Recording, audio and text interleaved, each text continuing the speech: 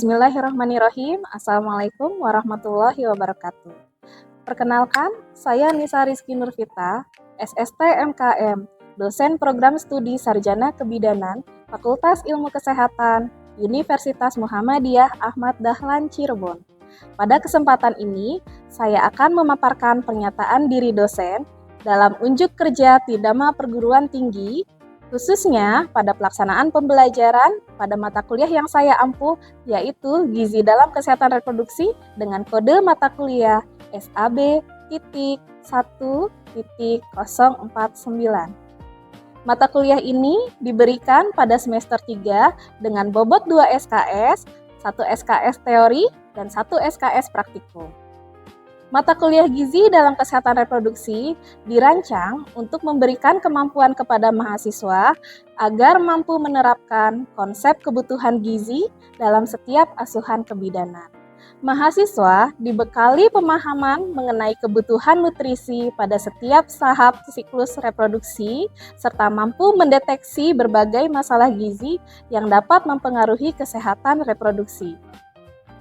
Setelah mengikuti perkuliahan ini, mahasiswa diharapkan mampu menjelaskan konsep dasar gizi dalam siklus kesehatan reproduksi perempuan, memahami kebutuhan nutrisi pada remaja, dewasa, kehamilan, persalinan, dan nifas, bayi, balita, anak prasekolah, serta lansia.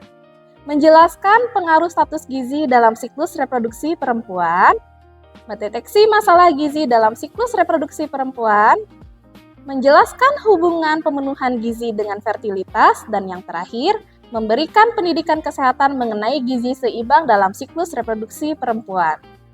Materi yang dipelajari pada mata kuliah ini meliputi konsep dasar ilmu gizi, kebutuhan dan masalah gizi dalam siklus reproduksi perempuan, gizi dan fertilitas, serta pendidikan kesehatan tentang gizi yang seimbang dalam siklus reproduksi perempuan.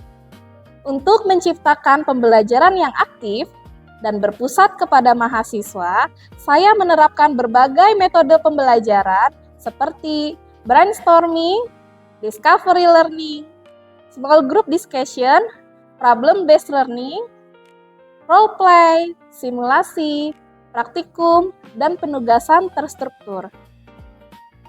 Berbagai metode tersebut dirancang untuk mendorong mahasiswa berpikir kritis, aktif berdiskusi, bekerja sama dalam tim, serta mampu mengintegrasikan teori dengan praktik kebidanan yang berbasis evidence-based practice. Media pembelajaran yang digunakan pada mata kuliah ini meliputi modul, media visual, alat peraga, dan lembar balik. Interaksi dosen dan mahasiswa dibangun secara aktif melalui presentasi kelompok, diskusi tanya-jawab, praktik laboratorium, dan pemberian umpan balik. Melalui interaksi tersebut, mahasiswa tidak hanya memperoleh pemahaman konseptual, tetapi juga mampu menganalisis dan memecahkan masalah gizi dalam kesehatan reproduksi, serta menerapkannya secara profesional pada praktik kebidanan. Bentuk penilaian mata kuliah ini berupa tes dan non-tes. Yang pertama, bentuk penilaian non-tes meliputi penelusuran jurnal dinilai dengan laporan kinerja, simulasi, role play dan praktikum, serta presentasi diskusi tanya-jawab yang akan dinilai dengan rubrik penilaian. Sementara itu, untuk penilaian tes dilaksanakan melalui tes tertulis berbentuk pilihan ganda pada UTS dan UAS, yang mencakup soal dengan tingkat kemampuan Low Order Thinking Skill atau LOTS dan Higher Order Thinking Skill atau yang disebut dengan HOTS. Bobot penilaian pada mata kuliah ini meliputi UTS 30%, UAS 20%, praktikum 30%, tugas dan kuis 20%. Sebagai upaya peningkatan mutu pendidikan tinggi, mata kuliah gizi dalam kesehatan reproduksi ini akan terus dikembangkan melalui ilmu pengetahuan, kebutuhan pengguna lulusan, serta kebijakan kurikulum terbaru berbasis Outcome Based Education atau OBE. Demikian penjelasan mengenai pelaksanaan pembelajaran pada mata kuliah ini. Pada video pembelajaran yang akan saya tampilkan, saya mengambil tema gizi seimbang pada bayi usia 0-11 bulan yang merupakan materi pertemuan ke-7. Melalui pembelajaran ini, mahasiswa diharapkan mampu memahami kebutuhan gizi pada bayi secara tepat sesuai dengan tahapan usianya mulai 0-11 bulan dari mulai pemberian ASI sampai dengan pemberian MPASI, sehingga mampu mendukung tumbuh kembang yang optimal serta berkontribusi dalam upaya pencegahan berbagai masalah gizi sejak dini. Selamat menyaksikan video pembelajaran ini. Wassalamualaikum warahmatullahi wabarakatuh. Ya, bismillahirrahmanirrahim. Assalamualaikum warahmatullahi wabarakatuh. Waalaikumsalam warahmatullahi wabarakatuh. Sebelum kita mulai perkuliahan pada hari ini, silahkan dipimpin doa dulu. Baik, sebelum perkuliahan dimulai, kita berdoa terlebih dahulu. Berdoa dimulai. Bismillahirrahmanirrahim. Raditu billahi rabban wa bil islami dinan wa bi Muhammadin nabiyyan wa rasulan. Rabbi zidni ilman warzuqni fahman. Amin. Sehat semuanya? Alhamdulillah. Alhamdulillah sehat. Ibu absen dulu ya. Oke. Agustina, Ananda Fitri, Atta, Bilkis, Ismaya, Zahra. Oke, lengkap semua berarti ya? Selanjutnya, pada kesempatan ini Ibu mau bahas materi tentang gizi seimbang pada bayi ya. Oke, sebelumnya hari ini kita akan belajar. Setelah mengikuti perkuliahan pada hari ini, teman-teman semua dapat memahami konsep kebutuhan gizi pada bayi ya, yang tepat sesuai dengan tahapan usianya, yaitu 0-11 bulan. Mulai dari pemberian ASI hingga pemberian MPASI. Oke, sebelum kita bahas materi tentang hari ini, masih ingat nggak materi yang lalu kita ngebahas apa? Konsep gizi seimbang. Di dalam konsep gizi seimbang itu ada apa? Susunan makanan. Contohnya? Ada protein, Karbohidrat, protein, apalagi? lemak, Sayur, mineral, vitamin dan mineral yang itu ada pada sayur dan buah. Oke. Kira-kira apa sih hubungannya? Gitu ya, kita kemarin mempelajari konsep gizi seimbang, dengan sekarang kita mempelajari tentang gizi seimbang pada bayi. Ada yang mau mencoba menjawab? Ya. Oh betul, jadi saat pembuatan MPASI itu komponennya lengkap gitu ya, tidak ada yang tertinggal gitu ya. Nah, materi ini masih berhubungan dengan materi yang lalu gitu ya. Kalau teman-teman semuanya di sini ada yang masih punya adik bayi nggak? Ada? Oh ada. Umur berapa? 2 tahun. Waktu sebelum 6 bulan diberikan ASI eksklusif? Iya. Oke.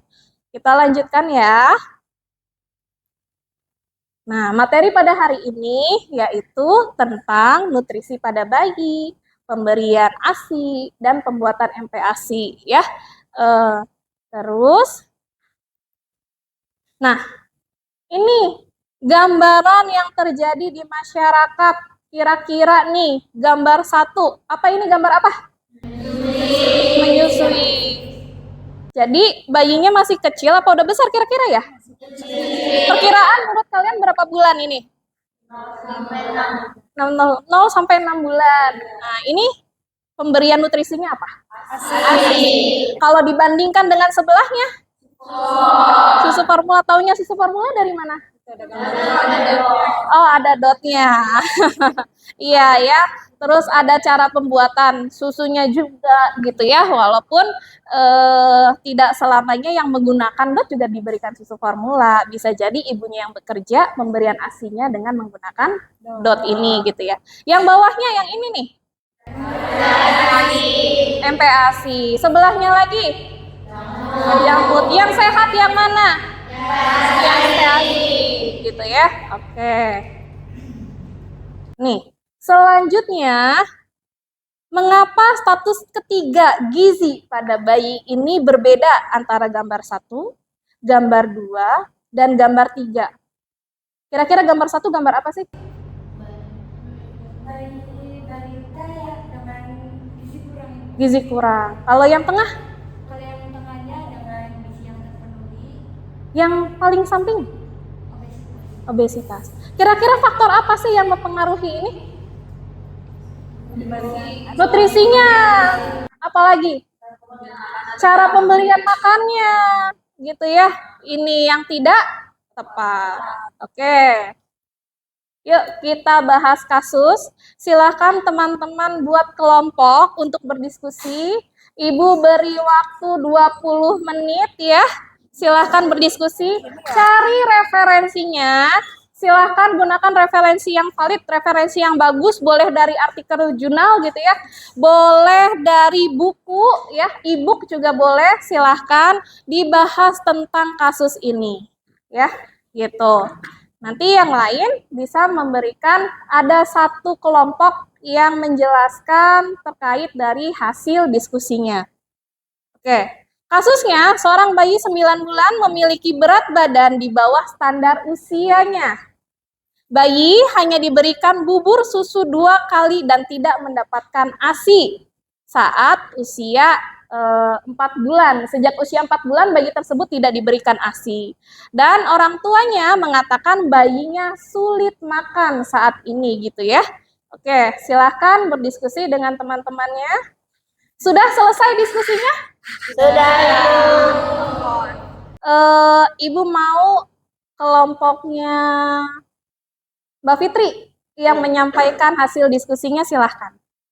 Oke, jadi menurut diskusi kelompok kami dari kasus tersebut, kami dapat menyimpulkan bahwa yang pertama kan apa sih masalah dari kasus tersebut. Nah itu tuh masalah utamanya tuh bayi mengalami gizi yang kurang yang ditandai dengan berat badannya tidak normal atau bayi tersebut kurus atau kek ya Bu ya, kekurangan energi kronik. Nah, terus menurut risetnya ANA 2022 menyebutkan bayi dengan gizi kurang beresiko menghambat pertumbuhan dan perkembangan serta meningkatkan resiko terjadinya stunting atau gizi buruk gitu. Oke. Nah, terusnya apa aja sih penyebabnya? Nah, penyebabnya itu adanya tadi pemberhentian ASI dini. Kan tadi kan 4 bulan kan udah diberhentiin ya Bu ya ASI-nya. Ya, ASI-nya sudah berhenti, betul. Ya. Terus Nah, itu tuh menjadi faktor penyebabnya. Terus adanya pemberian MPASI yang belum sesuai dengan pedoman isi piringku. Jadi mungkin karena kurangnya edukasi kepada sang ibu tersebut, jadi pemenuhan nutrisi kepada bayinya tuh belum sesuai dengan pedoman dari bagus. Lalu selanjutnya tuh ada makanan yang tidak bervariasi. Jadi mungkin karena ada faktor ekonomi juga ya Bu ya yang menyebabkan keluarga tersebut tuh kurang mampu untuk memberikan makanan yang sesuai untuk sang bayi tersebut. Terus adanya sulit makan menyebabkan gizi yang tidak terpenuhi karena bayinya juga mungkin sulit makan, mungkin juga karena pencernaannya belum sempurna gitu tuh Bu sistem pencernaannya, jadi menyebabkan bayi tersebut sulit makan atau nggak mau makan, jadi bayi tersebut jadi kek gitu. Ya, sudah? Sudah Ibu. Oke. Ada yang mau memberikan tanggapan atau ada yang mau menambahkan? Silahkan. Ya, boleh. Kelompoknya Mbak Isma ya. Kalau dari kelompok kami dari diskusi kami, kesulitan makan tuh bisa diatasi dengan suasana makan yang berbeda. Oke, bagus. Yang lebih menarik, yang ringanti. Jadi kan nggak bosan jadinya juga. Iya. Oke. Ada lagi? Ada lagi? Boleh, silahkan. Timbang berkala itu kan karena penerimaan di tumbuh kembangnya kan secara rutin karena berat badannya kan masih kurang. 3 tuh itu berisiko mengalami stunting dengan pemeriksaan yang dilakukan kepala. Mungkin si pertumbuhan bayi dapat dipantau dan apabila ada gangguan seperti dapat diketahui serta ditangani. Betul. Jawabannya bagus semua. Karena tadi bayi itu beresiko terkena stunting nanti saat itu ya. Jadi harus dipantau tumbuh kembangnya. Kalau misalnya bidannya nggak tahu, ada ibu kader yang tahu, tolong laporkan ke bidan. Mungkin nanti bidan juga akan melaporkan ke puskesmas. Seperti itu ya. Nah, yang tadi sudah bagus. Ibu kuatkan lagi materinya gitu ya. Nah, di sini ASI itu memang tiada lawan, tiada tanding gitu ya, udah makanan yang sangat terbaik untuk bayi. Menurut rekomendasi WHO, Kemenkes RI, dan riset-riset yang lainnya. Bahkan ada riset yang mengatakan bayi yang diberikan ASI eksklusif, tadi kan kasusnya tidak ASI eksklusif ya. Bayi yang diberikan ASI eksklusif itu 14 kali lebih bertahan hidup dibandingkan bayi yang tidak diberikan ASI eksklusif. Itu risetnya ya. Jadi pentingnya pemberian ASI eksklusif untuk bayi 0 sampai 6 bulan. Oke. Ini ya. Nah, rekomendasi WHO tuh dimulai sejak IMD. Apa itu IMD? Inisiasi menyusu dini. Inisiasi menyusu dini ya. Terus sampai dengan 6 bulan. Setelah 6 bulan diberikan MPASI gitu ya. Dan diteruskan menyusuinya, jangan diputus sampai dengan usia 2 tahun. Nah, ini dia. Ada ayat Al-Quran tentang surat Al-Baqarah ayat 233. Tentang ASI atau ibu yang memiliki kewajiban untuk menyusui. Silahkan, ada yang mau membacakan? Boleh. A'udzu billahi minasyaitonir rajim. Wal walidatu yurdi'na auladahunna haulaini kamilaini man arada ay yutimma ar-radha'ah. Qalal mauludi lahu rizquhunna wa kiswatuhunna bil ma'ruf. La tukallafu nafsun illa wus'aha wa la tudar walidatum biwaladiha wala mauludun lahu biwaladih wa 'alal warisi mislu dzalik fa in arada fisalan taradim minhuma wa tashawurin fala junaha 'alaihima wa in aradtum an tastardi'u auladakum fala junaha 'alaikum idza sallamtum ma ataitum bil ma'ruf wattaqullah wa'lamu annallaha bima ta'maluna basir. Ya, terima kasih. Ada yang bisa menyimpulkan isi kandungannya tuh apa sih? Tentang apa ayat ini? Betul, kewajiban menyusui selama 2 tahun ya. Bagaimanapun caranya, apakah itu misalnya kalau ada kasus yang bayinya itu hidup, ibunya meninggal gitu ya, apakah mencari ibu satu persusuan gitu ya, itu diizinkan dalam agama Islamnya. Nabi Muhammad juga mempunyai ibu satu persusuan gitu ya. Oke. Nah, selanjutnya ada manfaat ASI. Yang pertama kita bahas manfaat ASI bagi bayi. Apa saja? Sistem kekebalan tubuh bayi, terus Pemenuhan nutrisi. pemenuhan nutrisi bayi, terus tidak mudah sakit. Ada lagi?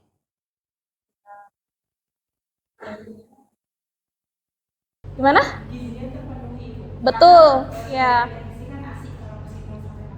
Oke, Ibu tambahkan ya nanti ya.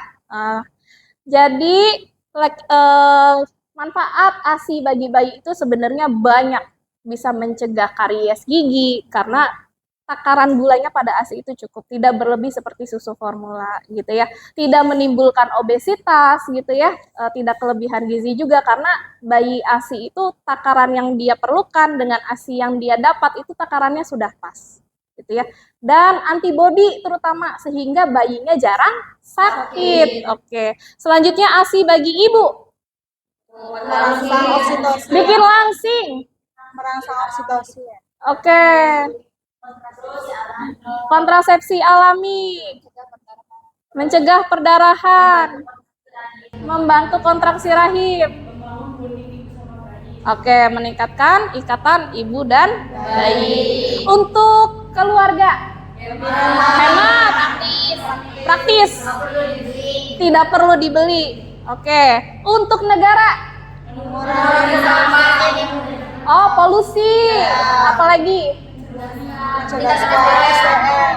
Kecerdasan. Jadi SDM yang dihasilkannya pintar, karena menggunakan ASI gitu ya. Nah, betul yang teman-teman tadi sebutkan gitu ya. Jadi, bayinya tidak mudah sakit, menghindari dari obesitas, karies gigi. Tadi ya ikatannya sudah dijelaskan sama teman-teman. Siap sedia selalu ada dimanapun, kapanpun, tidak perlu dibeli gitu ya. Oke, terus mencegah perdarahan, mencegah kanker gitu ya, baik itu kanker rahim ataupun kanker payudara. Hemat dan menjadi metode KB alami untuk ibunya sendiri. Ada lagi, ini yang tadi untuk negara, betul. Satu lagi yang terlewat tadi, mungkin ya belum terjawab sama teman-teman, menurunkan angka kesakitan dan angka kematian ya, karena itu sangat mempengaruhi derajat kesehatan gitu ya. Oke, ini bagi negara udah. Selanjutnya bagi keluarga, hemat, mudah, praktis tadi ya, dan menambah kebahagiaan keluarga. Nah, kebutuhan ASI nih.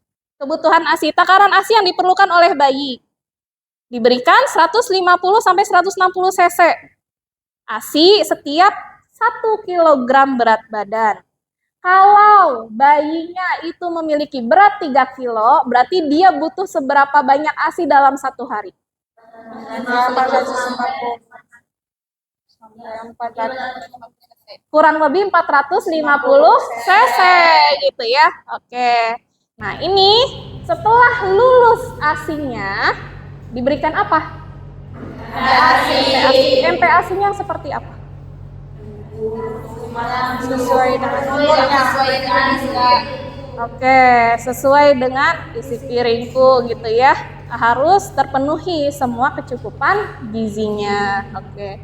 Tujuannya melengkapi zat ASI yang mulai berkurang, karena setelah bayi itu lebih dari 6 bulan, ASI-nya sudah tidak mampu memenuhi kebutuhan bayi, sehingga harus ditambah dengan MPASI, karena kalori yang dibutuhkannya tidak mencukupi dari ASI gitu ya.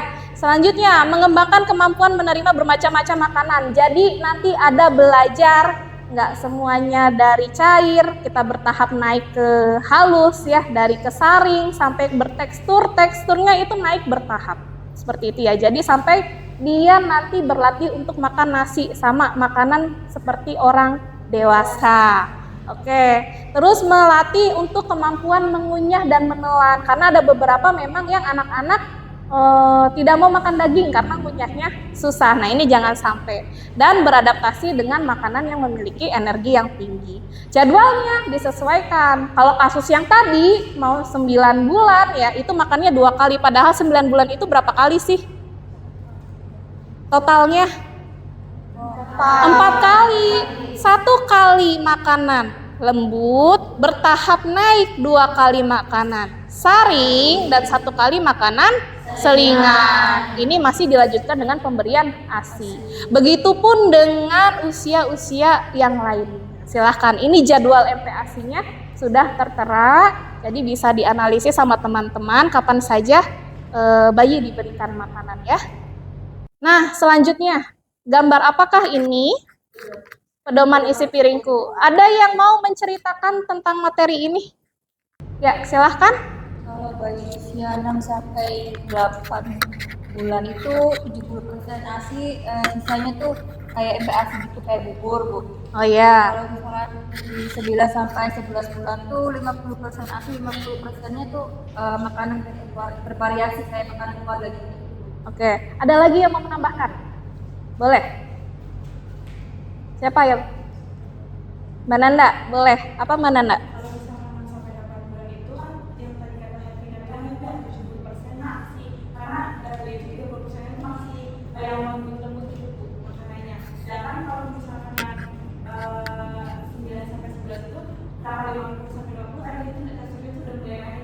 Oke, nah betul yang dijelaskan sama teman-teman semua itu sudah bagus. Yang perlu teman-teman perhatikan di sini saat pembuatan MPASI, coba lihat komponennya itu harus bervariasi, harus beragam. Jadi lauknya tidak itu-itu saja. Karbohidratnya tidak nasi saja. Banyak jenis karbohidrat apa saja? Kentang, ubi, gandum, jagung, gitu ya. Oke. Ada yang ingin ditanyakan? Silahkan. Boleh, silahkan Mbak Sinta. Apa hubungannya pemberian ASI itu dengan mengurangi resiko terjadinya perdarahan, Bu? Oke, sebelumnya ada yang mau menanggapi pertanyaan dari Mbak Sinta? Oh, Mbak Indah, mangga silahkan. Hormon oksitosin yang bekerja. Ada yang mau melengkapi? Mbak Fitri, silahkan.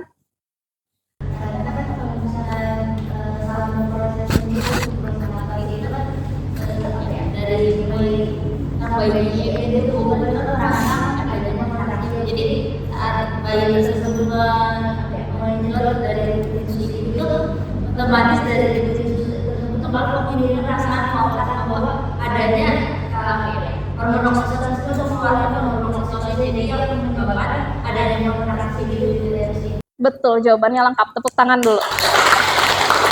Oke, jadi saat betul ya, puting susu itu ada refleks hisapan dari bayi, ada pesan yang dikirimkan ke hipotalamus untuk mengeluarkan hormon oksitosin dan di situ kontraksi akan bekerja di rahim ibu sehingga perdarahannya dapat dicegah gitu ya. Oke, selanjutnya kira-kira nih apa saja sih yang kita sudah pelajari pada hari ini? Tentang apa aja? Ya. Terus Bagaimana cara memenuhi terus kewajiban memenuhi ASI di 6 bulan itu sampai 2 tahun. ya. Terus kemudian setelah itu bagaimana cara kita tahu apa yang ada di isi piring itu apa aja, terus apakah itu sudah sesuai dengan isi piring itu. Oke, bagus sekali ya. Sudah lengkap, itu materi-materi yang telah kita pelajari pada hari ini. Selanjutnya, Ibu yang tanya boleh. Kalau ASI diberikan pada bayi umur berapa? 0 sampai 2 tahun. Kalau ASI eksklusif? Sampai 6 bulan. Kalau MPASI? 6 bulan sampai 2 tahun. Ya, 6 bulan sampai 2 tahun. Jangan lupa dengan tahapan-tahapan dan komponennya gitu ya. Oke. Itu materi kita pada hari ini. Ada yang mau menyebutkan kesimpulannya? Boleh, Mbak Nanda, silahkan. Jadi materi hari ini itu tentang gizi seimbang pada bayi. Nah, bayi 6 bulan itu harus diberikan ASI eksklusif karena itu tuh parameter terbaik yang bayi punya di kalau sampai 6 bulan itu. Nah, itu juga udah sesuai dengan rekomendasi dari mana? Dari WHO, kemudian dari Kemenkes, dari beberapa jurnal juga. Terus setelah itu, kalau misalkan bayi di atas 6 bulan itu harus diberikan yang ASI dengan memperhatikan komponen isi ibunya itu sesuai batasan atau kemampuan usianya. Jadi harus disesuaikan juga dengan asal-asalan si ibunya. Oke, ya harus sesuai dengan pedoman isi piringku khususnya pada MPASI gitu ya, yang seperti tadi dijelaskan oleh Mbak Hervina. Oke, selesai ya materi kita pada hari ini. Kita lanjutkan ke tugas kelompok untuk pertemuan berikutnya di minggu depan ya. Itu ada pengumpulan artikel ilmiah yang bisa kalian review bersama-sama. Silahkan dibagi 3 kelompok. Temanya ada yang mengambil gizi seimbang pada balita dan anak prasekolah, ada juga yang pada remaja dan pada lansia. Silahkan nanti laporannya dapat dipresentasikan, memperhatikan komponen-komponen tugasnya dari identitas sampai dengan kesimpulan, gitu ya. Oke, kalau sudah terima kasih banyak. Ibu tutup pertemuan kali ini dengan membacakan 1 buah pantun, boleh? Jalan-jalan membeli pena. Jangan lupa membeli tempatnya. Terima kasih atas waktunya. Wassalamualaikum, sampai bertemu di kelas berikutnya. Waalaikumsalam warahmatullahi wabarakatuh. Kita tutup pertemuan hari ini dengan membaca hamdalah bersama-sama. Alhamdulillahirabbil alamin. Terima kasih semuanya. Iya.